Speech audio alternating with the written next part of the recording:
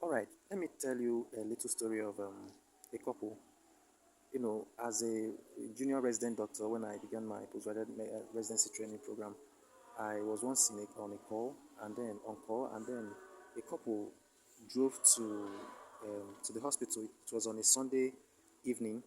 While I was on call, the I got a shout from the house officer on duty that we have emergency out. I shouted, "What kind of emergency is that?" She just said that there's a couple that came, that the woman has been crying, unconsolably. I said, what could be the problem with the woman? She said she doesn't know that the woman has refused to give history or talk to anybody as what could be wrong with her. I quickly asked, what about the husband? She said that the husband, wasn't also forthcoming, that nobody wanted, nobody could talk to her about the situation. Now, it's time for me to get up and see the patient. So, on getting to the patient, surprisingly, the patient, the woman, started crying unconsolably again. I noticed that the husband was indifferent. He was like, baby, cool down. What's wrong with you? Why are you embarrassing me before doctors here? So I tried to calm the situation down, but I noticed that the man, intermittently hissed as if there was something else that is, they are not telling me, right? So immediately I sensed that there might be a problem. It was a woman who is at about 24 weeks, pregnant. So I sensed that there might be a problem. It might be a domestic issue. So I started asking them, Madam, what could be the problem? At the point, she was able to comport herself and then opened up and started telling me that every time he will be asking me, I want to do, I want to do, I want to do.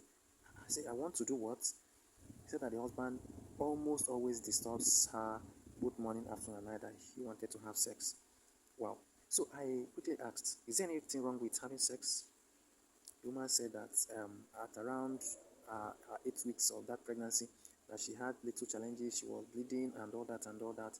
And then she presented to a hospital where she was admitted for 2-3 days, and eventually she was discharged and told not to have sex again. Wow, I asked her, since after the bleeding stopped, have you ever had any repeat bleeding? She said no. Did you go back to the doctor to find out why the doctor said you should not have sex after that initial bleeding? He said no. Okay. Did the doctor tell you why you had the bleeding? The doctor said it was threatened miscarriage. That was what she said. The doctors told her that she had threatened miscarriage. All right.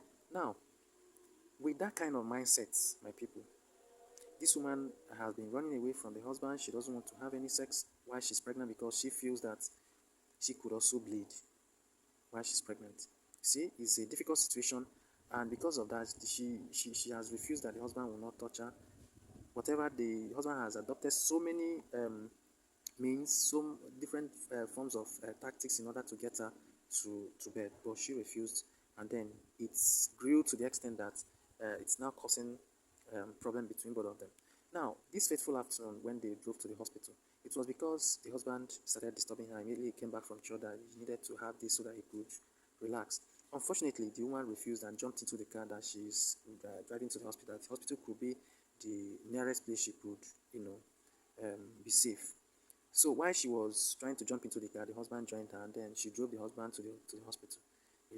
So now, to cut the long story short, the information I want to pass in this video is that there are certain issues in pregnancy, or rather complications of pregnancy that will discourage women from having sex while they are pregnant.